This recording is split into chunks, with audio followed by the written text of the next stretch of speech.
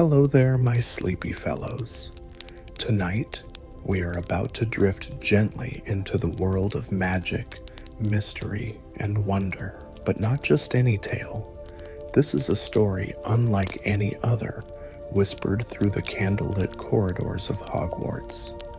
A story not written in books or remembered in grand portraits, but one that quietly lingers, tucked within the folds of time and soft shadows. It is the tale of a student, quiet, curious, and kind, who arrived at Hogwarts like every other first year, heart fluttering with excitement and nerves. But something extraordinary happened, something that had never happened before. The sorting hat refused to sort them. Yes, refused. Now close your eyes, if you haven't already, and allow yourself to settle into your pillows. Let your breath slow, and let the hum of the train tracks and the gentle whisper of autumn leaves guide you deeper into the magical world. The sky is painted a sleepy indigo, and the moon hangs high and round above the misty Scottish hills. The Hogwarts Express snakes its way through the countryside, its rhythmic chugging a lullaby for those nestled inside.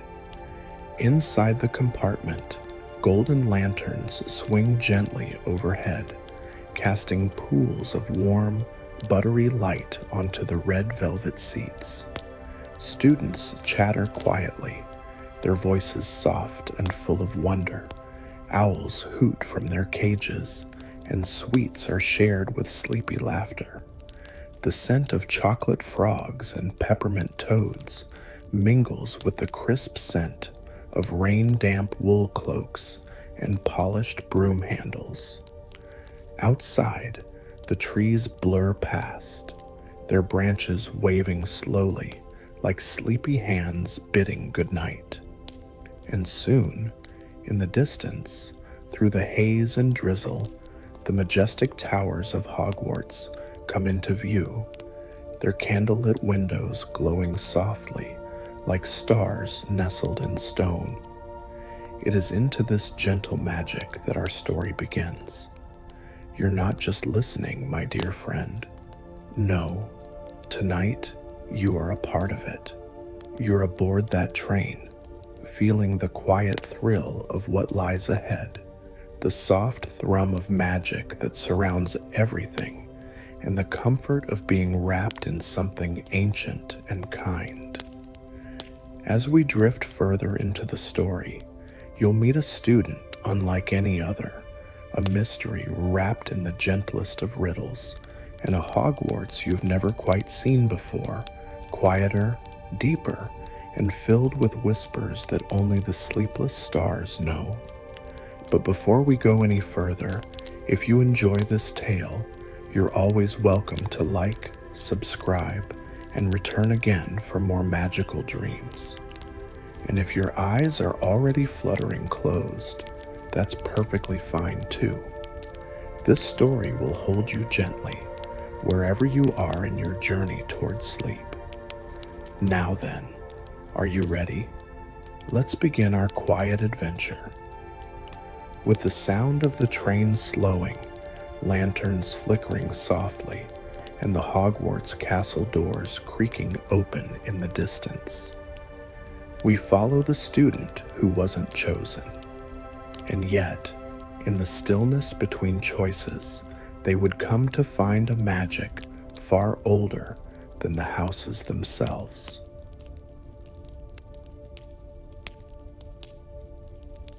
The story begins with a child named Elliot, not the loudest, not the boldest, but something about him always felt still like the center of a turning clock. Elliot had arrived at Hogwarts with all the others, trunk in hand, heart full of hope, his eyes quietly scanning the ancient stone walls that rose above him like watchful giants. He was a quiet boy, not shy but observant, a listener rather than a speaker. Where others chattered with excitement, Elliot simply watched. His robes were neat, his satchel well packed, and his wand, purchased from Ollivander's, hummed with a gentle warmth in his pocket. There was nothing obviously extraordinary about him, no flash of mischief in his eye like a Weasley, nor the sharp confidence of a Malfoy. And yet, teachers would later say they felt an unusual presence when Elliot entered a room. His parents were both Muggles, librarians in fact, and Elliot had grown up among towers of books, in rooms scented with parchment and ink. Magic had only entered his world in tiny, inexplicable ways. A plant blooming out of season in his windowsill, books floating off high shelves when he reached up, light bulbs that flickered in rhythm with his breathing. When the Hogwarts letter arrived, he read it in silence and then simply nodded, as though he had known it was coming all along. The train ride was uneventful, yet Elliot noticed things others did not. The way the owls shifted when the train passed a certain tunnel, or how the chocolate frog cards always avoided the seat across from him. He made no close friends during the journey, but not because he was disliked. Rather, it was as though others couldn't quite hold on to him. Conversations with Elliot felt like dreams, real while they lasted, and strangely hard to recall afterwards. When the first years gathered before the sorting hat, Elliot stood patiently, his hands folded calmly before him. One by one, the hat sorted the students with its usual dramatic flair.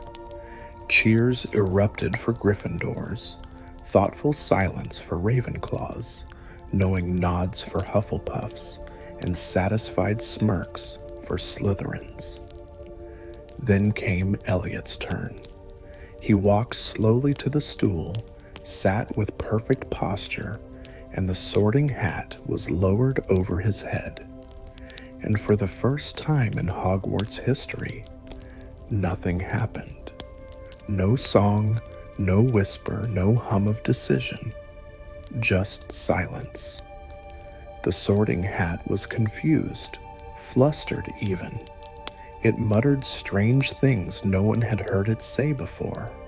Not unworthy, not unsuitable, and yet, "I cannot sort you," it finally declared, with an odd tremble in its voice.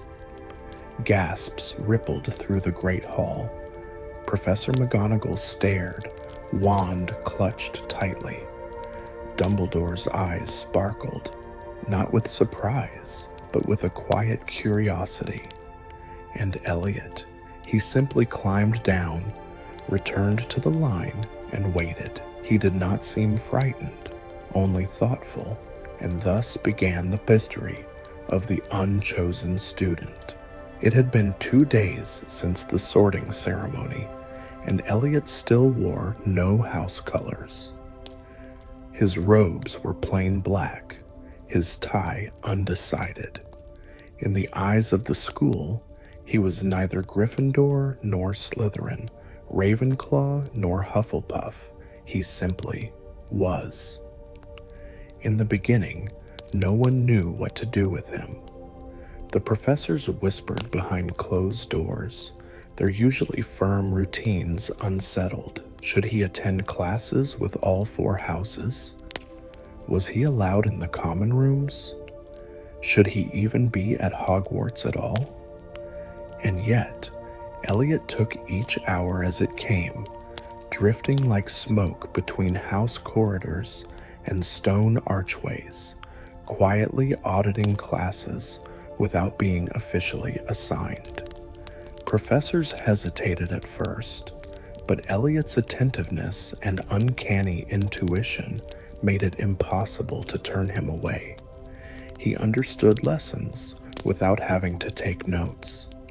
He raised his hand at precise moments, not too often, never to show off, but always with an insight that left teachers pausing mid-sentence. And then came the moment that would startle even the most seasoned witches and wizards. It was the second morning of classes, and the students filed into the potions dungeon under the sharp eye of Professor Severus Snape. The room, damp and lined with shelves of gleaming bottles, flickered with torchlight. Each house sat with their own, Slytherins beside Gryffindors, in an uneasy truce, and there, at the back, sat Elliot. Snape's cold gaze swept the room. "And what house do you represent, boy?" Elliot looked up. "None, sir." A few students chuckled nervously. Snape raised a brow. "Then perhaps you can tell me what use monkshood and wolfsbane share, if you're to be a spectator in my classroom." Elliot paused, then softly answered, "They're the same plant, sir. Aconite, used in potion making for calming properties, but dangerous if mishandled." Snape said nothing for a moment. Then, with a barely visible nod, he turned away. The students exchanged looks. Snape never approved of anyone. As the lesson went on, Elliot remained quiet. He followed every movement, every flick of Snape's wand. But something strange was brewing, and it had nothing to do with cauldrons. Halfway through the lesson, as partners diced roots and simmered mixtures, the temperature in the room dipped suddenly. The torches flickered, bottles began to tremble on their shelves. And then, it happened.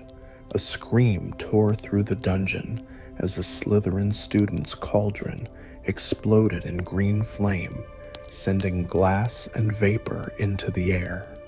Students ducked. Snape spun around, but before he could raise his wand, Elliot stood. He didn't shout. He didn't cast a spell. He simply stepped forward and lifted one hand toward the chaos, and everything stopped. The explosion froze midair. The steam hung suspended like smoke trapped in crystal. The shattered cauldron hovered, unmoving. The entire class sat motionless, eyes wide. Snape's mouth was half open in mid-incantation. Then Elliot slowly lowered his hand. With a quiet sigh, time resumed. The fragments fell gently to the floor, not with a crash, but a hush. The fire extinguished itself like a candle blown out by breath. Professor Snape looked stunned. It was a rare and terrifying sight. Elliot turned to him and said softly, "There's something off about the potions in this room." Something listening beneath the floor, Snape took a step closer. "What do you mean, beneath the floor?" Elliot glanced at the stone tiles. "I hear it humming every time someone opens a vial. It's not a voice exactly, but it knows."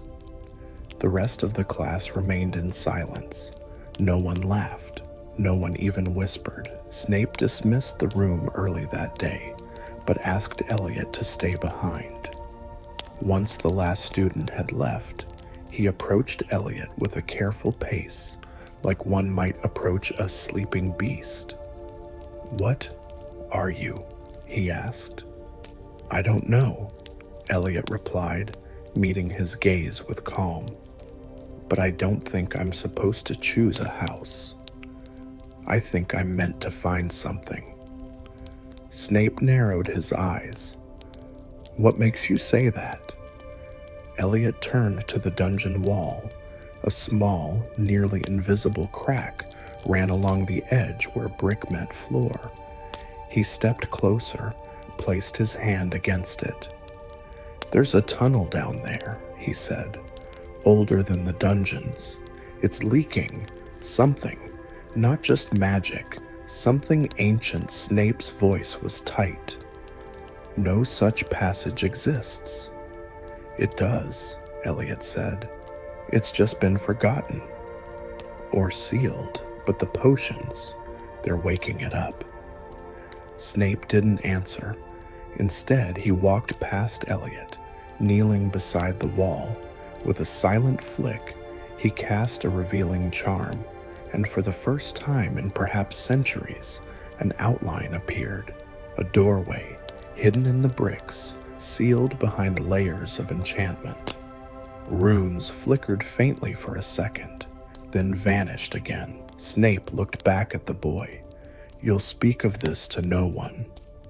Elliot nodded. That night, whispers filled the common rooms. Rumors flew, not just of Elliot's sorting, but now of his strange control over time and flame. Students spoke his name in hushed awe, some in fear. A few tried to challenge him in the corridors, but their wands fizzled at his presence, not by attack, but as though the magic around Elliot made theirs uncertain. Dumbledore summoned him the next morning. The headmaster sat behind his desk, Fawkes the Phoenix dozing beside him, golden feathers glinting in the firelight. Elliot, Dumbledore began kindly, I hear you've already made an impression. Elliot stood quietly. I didn't mean to. That is often the way with those who are truly powerful. Dumbledore smiled gently. They do not chase destiny. They are simply followed by it. He studied Elliot for a moment. You did something in the dungeon. Something no spellbook teaches. I just didn't want anyone to get hurt, Elliot replied. It wasn't a spell. It was like the air listened. Dumbledore leaned back. Magic is more than incantations and wand work. Sometimes it speaks through those who hear differently, not louder, just deeper. He paused, fingers steepled. I must ask you something, not as headmaster, but as an old man who has seen many mysteries. Do you feel alone here? Elliot thought for a moment, then nodded, but not in a sad way. More like I'm waiting for what? I don't know yet. But something beneath Hogwarts knows me, and it's calling. Dumbledore's expression shifted slightly. Not fear, not concern, but a kind of ancient understanding. In that case, he said softly, we must listen together. And so, the first magical twist was not merely in what Elliot did, but what he stirred.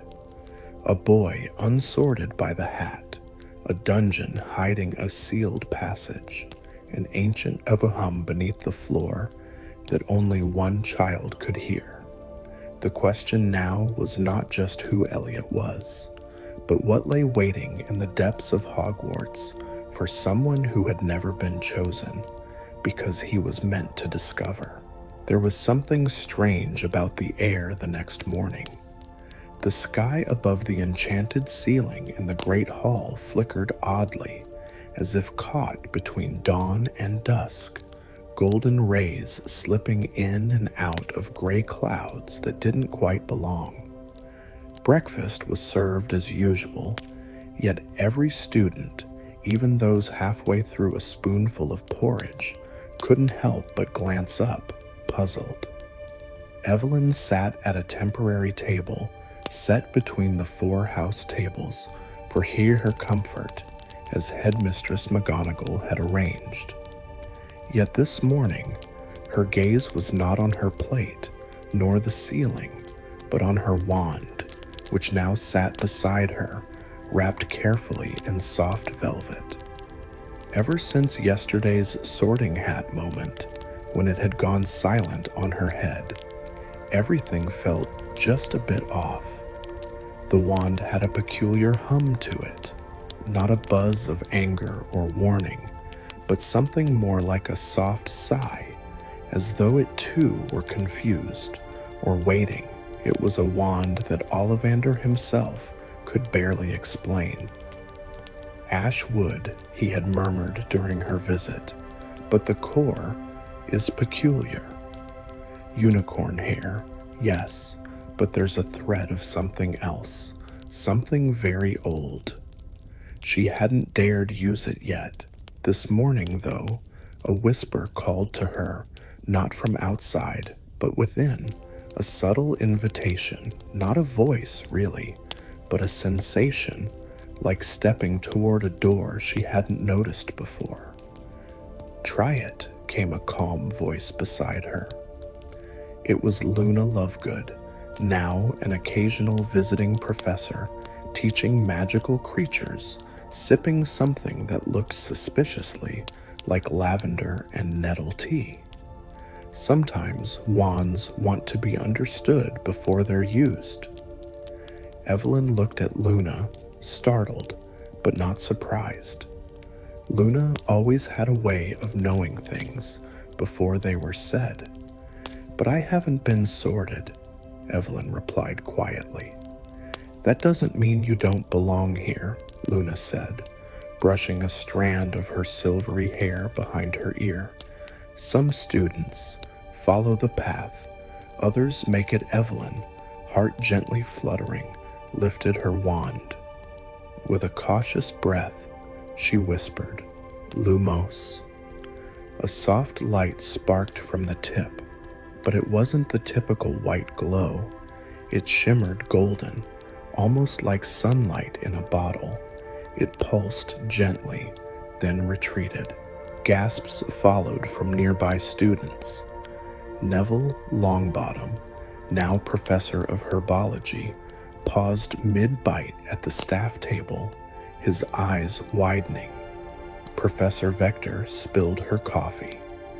Even Peeves the poltergeist, hovering upside down near the rafters, cackled, "Oh ho, that's a new shade of bright." Then, as if tugged by an invisible cord, Evelyn's wand swung gently in her hand, pointing behind her. Slowly, she turned. The enchanted ceiling above the hall gave a sudden shimmer, and in that shimmer, a new doorway appeared. Not a real one, not physical, but magical, glowing faintly with golden symbols that looked both ancient and undeciphered. "It's a wand vision," Luna whispered with fascination. "Some call it echo wayfinding. Your wand is showing you something only you can follow." The glow faded from everyone else's eyes, but Evelyn still saw it. She rose quietly, guided not by courage or fear, but by a deep, rooted stillness. Her footsteps echoed oddly, not just through the great hall, but through her very being. The crowd watched her go in silence. She passed under archways and up winding staircases. The castle seemed to wreathe with her. Tapestries stirred without wind. Paintings leaned in slightly, as if straining to see where she was going. Suits of armor stood a little taller. The trail led her to a corridor few first years had seen, near the old astronomy turret. A forgotten archway now glowed in the same golden shimmer. As she stepped through it, her surroundings melted into something else entirely. The chamber inside wasn't part of Hogwarts, or at least not part anyone remembered. It was round, like the center of a shell, its ceiling painted with strange, starry constellations that didn't match the current night sky. In the center stood an old pedestal, on it an even older hat. It wasn't the sorting hat.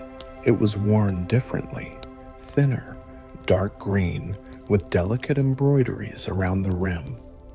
A hat of listening, not speaking, Inscribed beneath it were words in softly glowing script.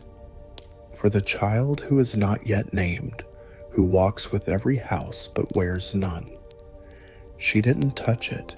She simply stood before it, her wand pulsing gently in her hand, as though resonating with this place. From the shadows emerged a figure, soft-footed, as if called by the same force. It was Professor Flitwick.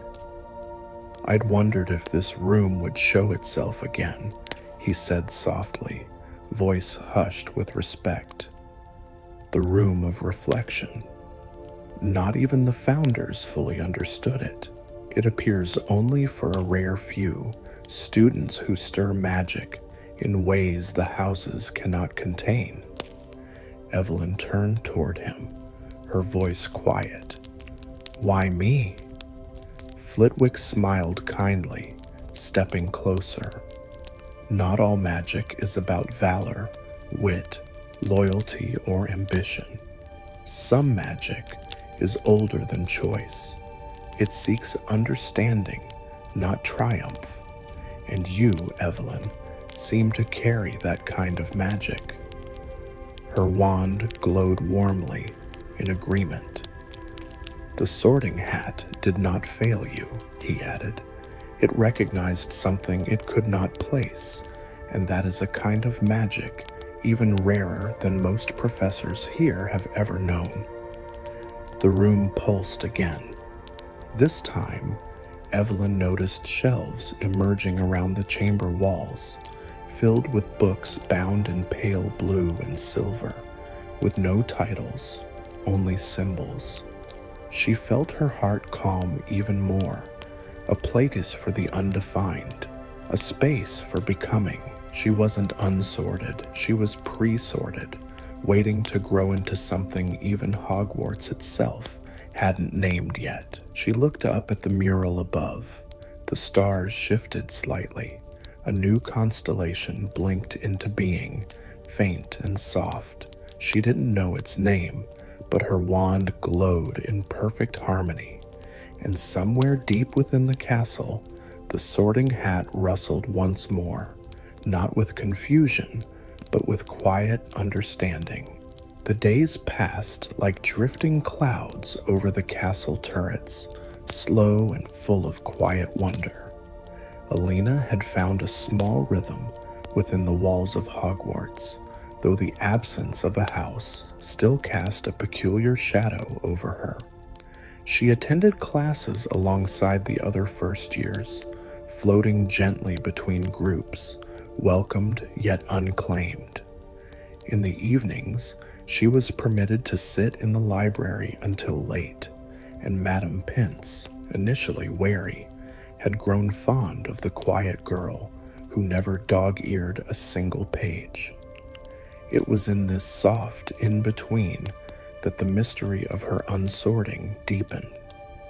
One evening, as twilight pooled in the high-arched windows of the library, Alina sat cross-legged on the carpet, with a thick tome of Hogwarts history balanced on her knees.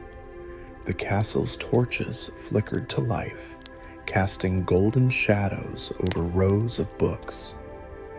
She had begun combing through records of the sorting hat's behavior over the centuries, wondering if any student had ever gone truly unsorted. But there were no accounts, not even one. The sorting hat, enchanted by the founders themselves, had always chosen a place for every child. There were tales of difficult sortings, of prolonged hesitations and fiery arguments with the hat, but never refusal. As she flipped another page, something slid free from between the old parchment sheets, a folded note, parchment dry with age, but untouched by dust. Her fingers trembled slightly as she unfolded it. When the sorting pauses, it is not for lack of choice, but because a deeper path stirs. Seek the mirror's echo. Only then will the castle answer. There was no name, no signature, just that riddle. She read it again, her heart gently thudding, mirror's echo. Was it a place, a spell, a clue? She took the note to Professor Sprout the next morning. The kindly head of Hufflepuff listened with warm curiosity, but she too had never heard of such a thing. Magic has old corners, she said gently, offering Alina a comforting pat on the shoulder.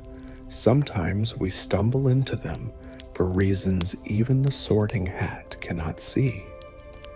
Intrigued and gently drawn forward by this new mystery, Alina began to explore the castle with more purpose.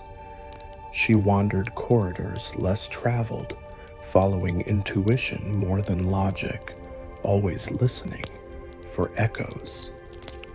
It was in a far corridor behind the fourth-floor staircase, one late afternoon, that she felt something different. She passed a long tapestry of Barnabas the Barmy, attempting to teach trolls ballet, one she had walked past a dozen times, and the air behind it seemed not quite still. She paused, listening. There it was, a faint hum, not musical, but vibrational, as if the stone behind the fabric resonated with something not quite of this world. Pulling the tapestry aside, she expected a blank wall. Instead, she found a narrow stone doorway, arched and etched with swirling carvings that shimmered faintly. No handle, no keyhole, but when she touched it, it felt warm beneath her fingers. She whispered the words from the parchment, mirror's echo. A soft pulse rippled from the door, like a breath held too long. Then, silently, it opened inward. Inside, the room was circular and dim, lit only by a faint blue glow emanating from the walls. At its center stood a mirror, not grand like the mirror of Erised, but elegant and silver-framed. The glass did not reflect her face. Instead, it shimmered with misty outlines of places within the castle, the great hall, the greenhouses, the dungeons, each appearing briefly before dissolving into fog. She stepped closer. One image lingered longer than the rest, a deep chamber beneath the castle she had never seen. In its center sat an older version of the Sorting Hat, frayed and darker, resting atop a small wooden stand.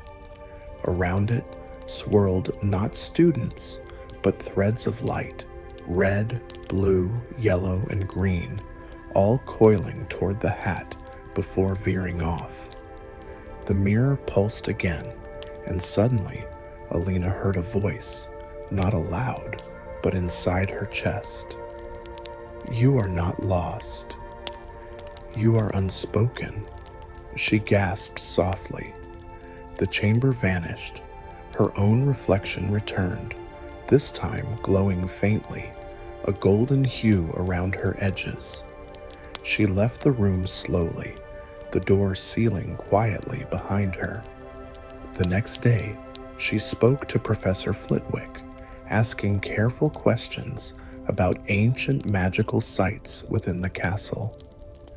"I suspect," he said, eyes twinkling behind his spectacles, "that Hogwarts itself is watching you closely, Miss Alina."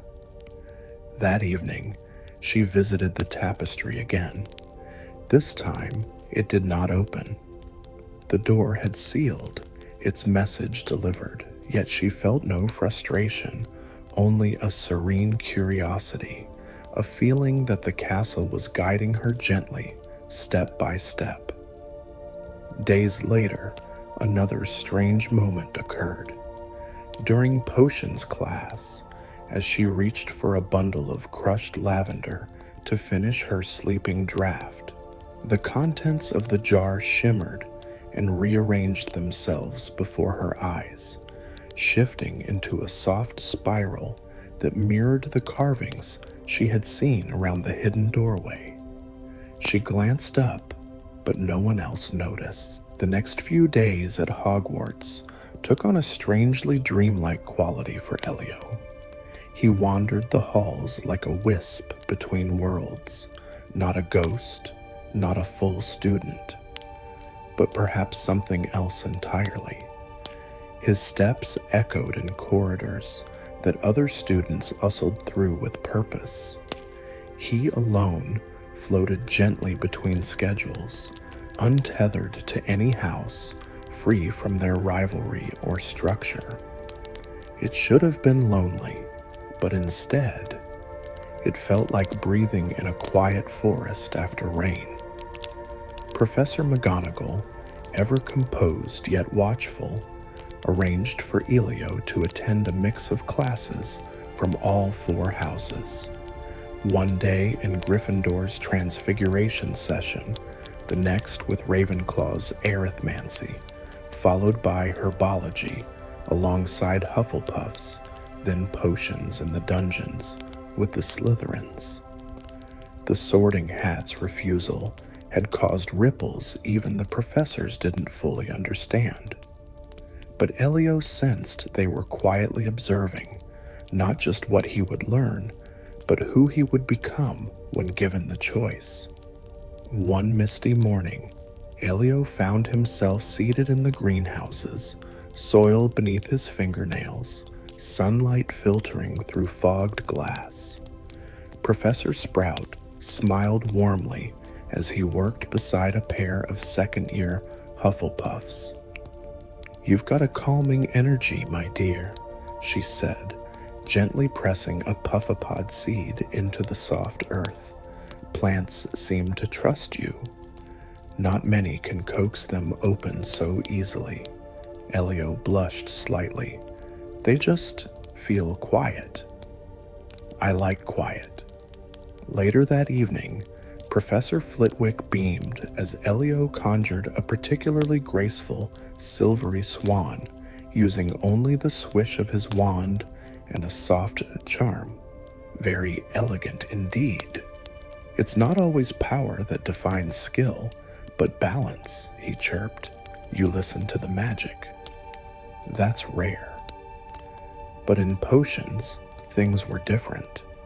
Slytherins, curious and sharp-eyed, eyed Elio with wary interest.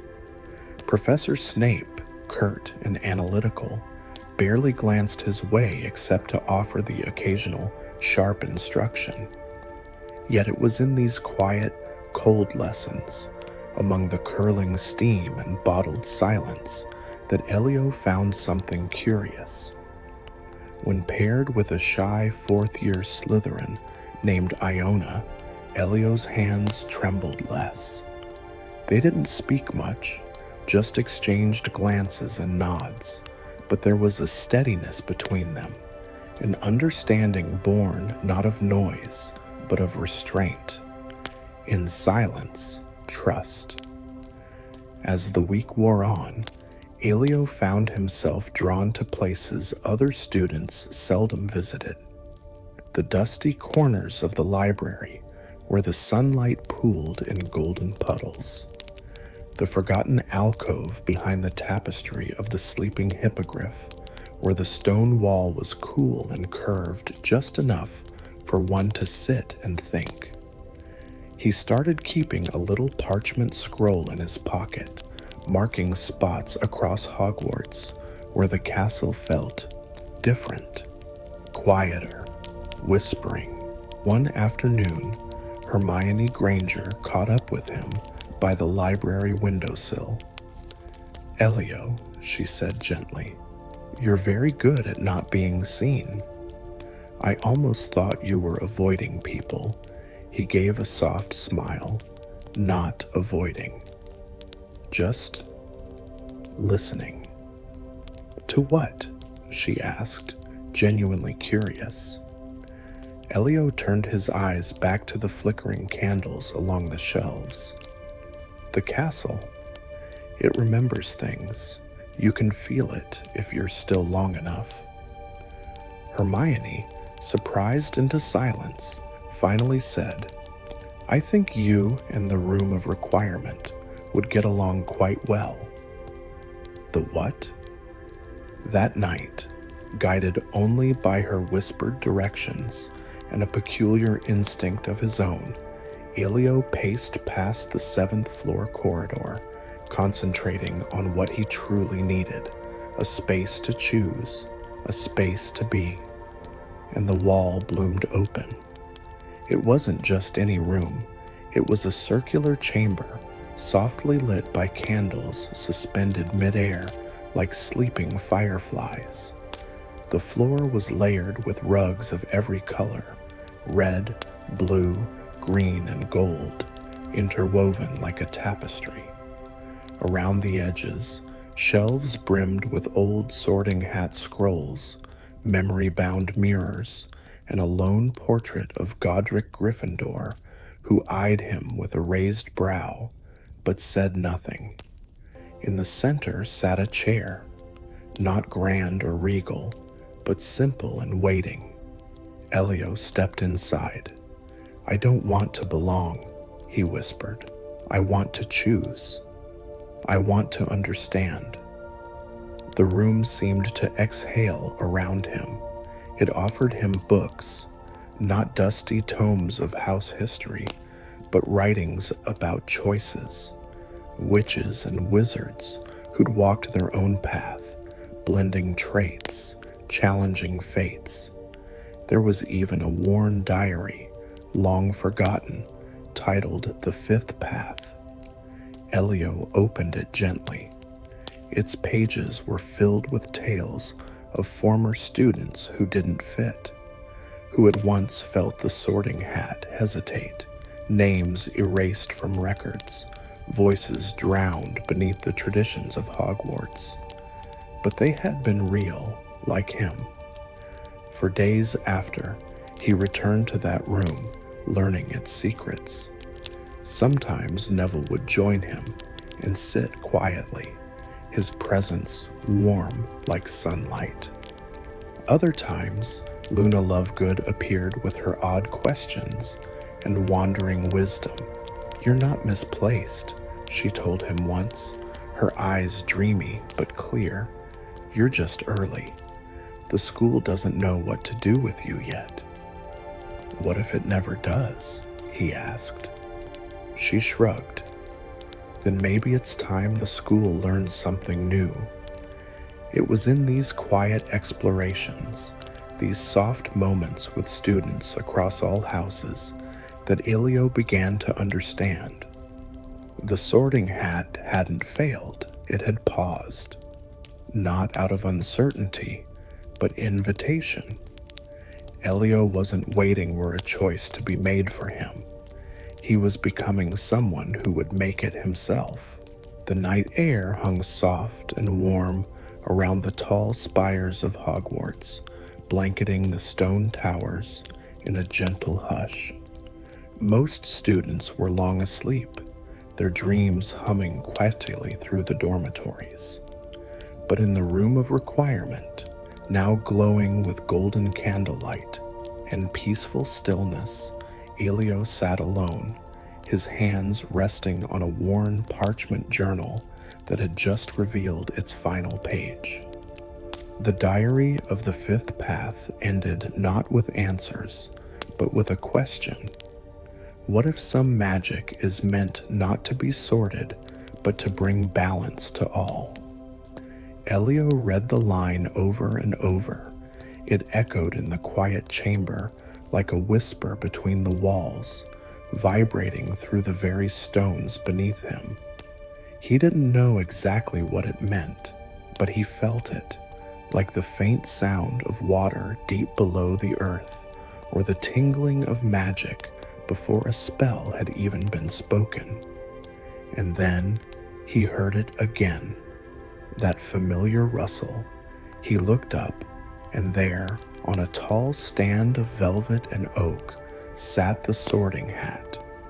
Its mouth cracked open with a slow, thoughtful breath. "Ah, I wondered if you'd find your way back." Elio approached, heart quiet but steady. "Why didn't you sort me?" The hat's fabric folded as if in a sigh. "Because you didn't need to be sorted, child. Not yet, you were still forming, like a spell not yet spoken. A choice still reaching for its true name." Elio sat down on the round rug below it, arms resting on his knees. "But I'm not like the others. I'm not brave like Gryffindors. I'm not clever like Ravenclaws. I'm not kind like Hufflepuffs or ambitious like Slytherins." "Is that so?" the hat mused. "Tell me, who comforted the crying first year by the greenhouses last Tuesday? Who faced Professor Snape's scowl with quiet dignity? Who memorized the hidden rhythm of a school that didn't know where to place you, yet never once tried to run from it?" Elio blinked slowly. "You have bits of them all," the hat continued gently. "But that's not what makes you special. What makes you special is that you chose to listen before speaking, to wander before deciding, to feel your way through the fog, even when no one else could see the path." Silence held the room like a soft blanket. Then the hat's tone shifted, softer now, as if it were recalling something long buried. "You're not the first, Elio. Not truly. There have been others. Rare, yes, but always during moments when the world was shifting, when magic itself needed a bridge between old ways." And new. Elio tilted his head. "A bridge? A student who walks all houses without wearing any colors," the hat said. "Someone who learns not just the spells of one path, but understands the heart of all four. A listener, a seeker, a balancer." The candle flames flickered gently, as though stirred by some invisible breeze. Elio's voice came out as barely a whisper. "Is that why Hogwarts didn't know what to do with me?" The sorting hat gave a low chuckle. "Oh, Hogwarts knew." The portraits whispered. "The staircases paused longer when you passed. Even the ghosts watched. You were never invisible, my boy. You were simply not yet understood." Elio looked down at his hands. All term, he had felt like a question, but now he realized maybe he had always been an answer waiting for the right time. "What happens now?" he asked. The hat grew quiet. "That is for you to decide." Elio took a breath, not deep and trembling, but calm. He stood, walked to the window of the room of requirement, now shaped like an ancient observatory, and looked out. The sky was scattered with stars. Some familiar, some new, and just then, something shifted inside him, not loudly, not grandly, but like a lantern being lit in a dark room, warm and steady. "I want to stay this way," he said at last, "connected to all of it, to everyone, to every part of this castle. I don't want to belong to just one piece of it." The hat bowed slightly on its perch. "Then you have chosen something older than any house. Something Hogwarts hasn't seen in a very long time." A low hum filled the room. From the corner of the observatory, a shimmering archway began to take form, a door made of light and shifting stone. Runes danced along its edge, whispering in forgotten tones. Elio approached it slowly. A name appeared at the top of the arch, a name no one had spoken in centuries. The fifth house. It didn't have a mascot or a banner or a place in the Great Hall, but it pulsed with a sense of purpose, with energy that wrapped around him like a spell written in kindness, courage, wit, and determination all at once. And in that moment, Elio realized he was not unchosen. He was the one who chose. Not a place to belong, but a way to unite, a way to walk among all paths and quietly build a new one where others could one day follow. And Hogwarts, with all its ancient stones and living magic, welcomed him. Elio sat quietly on the floor of the room of requirement, watching as the magical archway shimmered softly, pulsing with silver light and the quiet heartbeat of a forgotten legacy. The inscription, "The Fifth House," glowed faintly, then faded into the stone, leaving behind a calm emptiness, like a secret that had finally been spoken aloud. The Sorting Hat had gone still once more, its folds resting gently, as though exhausted from the long memory it had just shared. The room around Elio shifted slightly, its walls drawing closer, warmer, now resembling a small study lined with gentle lamps and books that smelled of pinewood and parchment. The kind of place where you didn't need answers, only time to sit, breathe, and let the magic settle. Elio leaned back against a cushion that appeared behind him, a quiet smile on his face. He didn't need to understand every detail, not yet. For the first time since arriving at Hogwarts, the question that had haunted him, "Where do I belong?" was no longer a wound, but a window. He belonged where he stood, in the balance between houses, in the spaces between spells, in the silent, steady pulse of magic that had no name but welcomed him all the same. When he finally left the room of requirement that night, the castle was still and peaceful. The long corridors greeted him with familiar candlelight, portraits slumbering in their frames, whispering nothing more than sleepy sighs. The shadows held no more fear, only softness, as if the very stones had accepted him now. He passed the great hall, its doors closed and quiet, and paused. There would be no banner in that room with his name, no table that claimed him, and yet he knew the house elves would remember his kindness in the kitchens. The Ravenclaws would debate riddles with him at library tables. The Gryffindors would nod at him in defense against the dark arts, and the Hufflepuffs would laugh with him in herbology. He belonged not by sorting, but by presence, by listening, by learning, by choosing. In the days that followed, Elio's days unfolded with a gentle rhythm. He returned to classes, now walking with a quieter confidence, not loud, not boastful, but clear. Professors, once uncertain where to seat him, now welcomed him into any row. Students stopped asking when he'd be sorted. They simply asked if he'd like to join them. Some days, he studied alongside Slytherins in the dungeon, learning the sharp elegance of precise spellwork. Other days, he read with Ravenclaws, their whispers mingling with the rustle of ancient tomes. He joined Hufflepuffs in the greenhouse, tending to flutter ferns, with hands gentle and curious.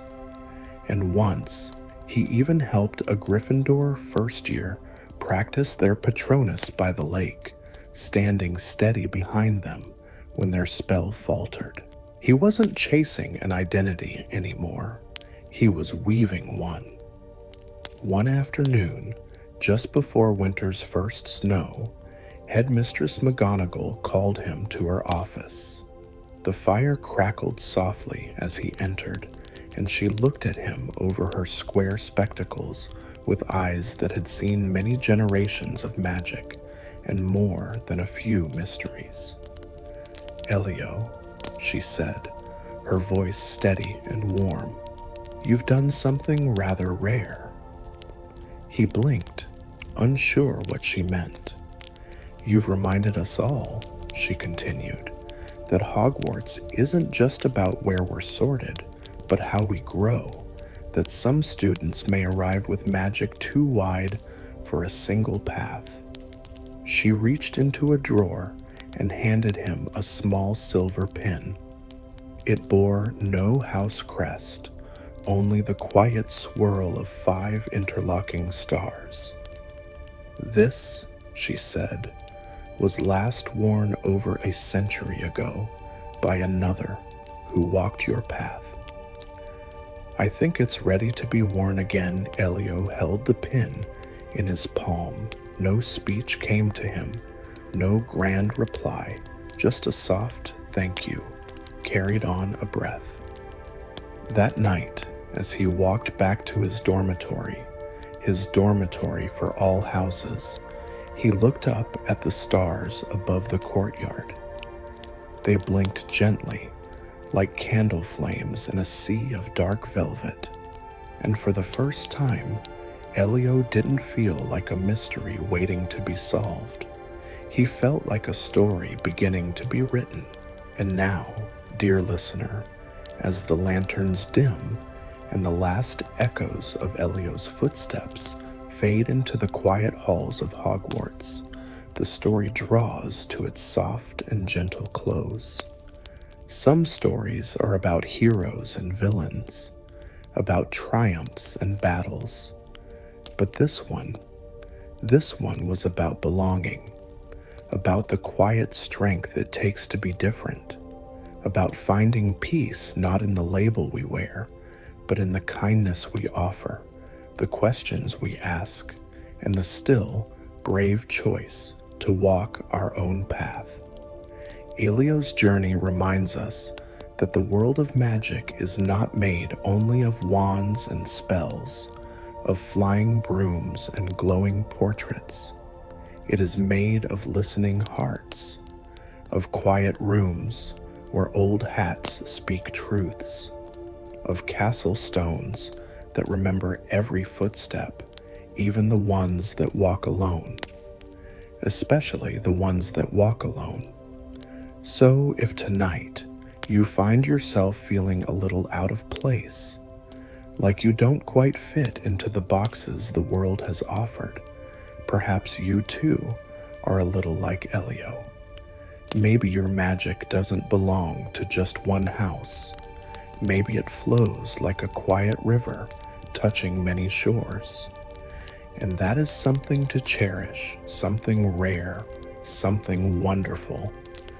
Now take a deep breath. Let the calm of the castle settle around you. Picture the soft glow of floating candles, the gentle hush of wind weaving through high towers, the velvet sky stretching above the astronomy tower. Can you hear the soft lull of the lake? The whispers of the trees in the forbidden forest, just far enough to be safe? You are safe now, fellow dreamer, safe within this enchanted world where every soul finds their place, even if it takes a little longer, even if it's somewhere entirely new. Tonight, let yourself drift into that space between dreams and waking, where magic flows quietly and stars sing lullabies no one else can hear. Rest easy. You are exactly where you're meant to be, and like Elio, your story is only just beginning. Good night, dear one. Sleep well, and let the Sorting Hat whisper its secrets to you in your dreams.